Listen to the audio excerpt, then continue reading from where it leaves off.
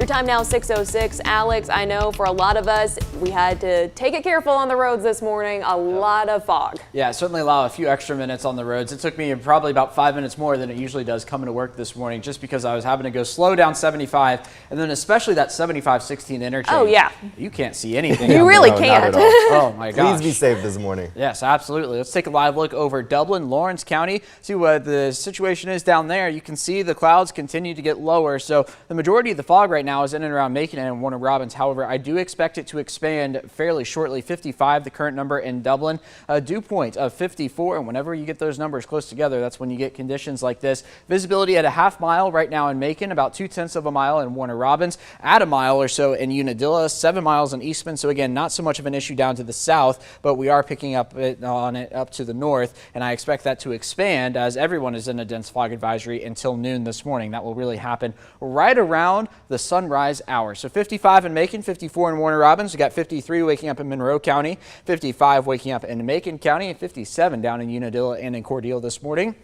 54 up in Baldwin County. Nothing out there, at least for us on the radar picture, but up to the north on the other side of this front, there's just a mess of a storm, an ice storm from Arkansas back through Tennessee, Kentucky, on up into West Virginia this morning, snowing up in Louisville. And I'm glad we are on this side of the front, because if we were not, we would have a much different conversation this morning. Now, the flip side of it is if we were on this side of the front down here, we would be talking about temperatures in the 80s today. Valdosta hit 80 degrees yesterday while we were in the 50s. So we are sandwiched right in between. You're going to have the cloud cover because of that. Scattered showers today. Temperatures near 70 as we get into the overnight hours. A few breaks in the clouds will be possible, but also the possibility of passing showers. Here we go for tomorrow morning. I do think we clear out a fair amount tomorrow. We will be seeing some sunny skies at times, but then once we get to Thursday, this is where things begin to change. Beginning Thursday morning, showers up to the north, and by the time we get to Thursday evening, we're going to be talking about rain, potentially heavy at times, overtaking central Georgia, and that's going to last through about Friday morning and probably through the Friday morning commute, to be quite honest with you. So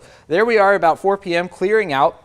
I think we're going to be completely clear on Saturday in terms of rainfall, maybe some cloud cover. But then on Sunday, the GFS is trying to throw some rain over us. I really don't think this is too much of a possibility because this is the first time the GFS is showing it and the Euro is not in agreement. So we'll continue to watch the trends on it. But as of now, I've got a 10% chance of rain for Sunday. This on top of what has been a very wet month. We got it started wet, 1.38 inches of rain on the 3rd, followed by nearly 2 inches of rain on the 4th. So far, 8.74 inches of rain has been picked up in the bucket at Middle Georgia Regional Airport. That is over 4.5 inches above average for any given January. We will have a good chance of adding to that at least through the next few days. Obviously, January coming to a close today with it being the 31st, but a 70% chance of rain for Thursday, which is Groundhog Day. We'll have to check in with the general up in Butts County, see what the prediction is. And then as we get into the weekend, cooler, highs in the 50s, lows in the 30s.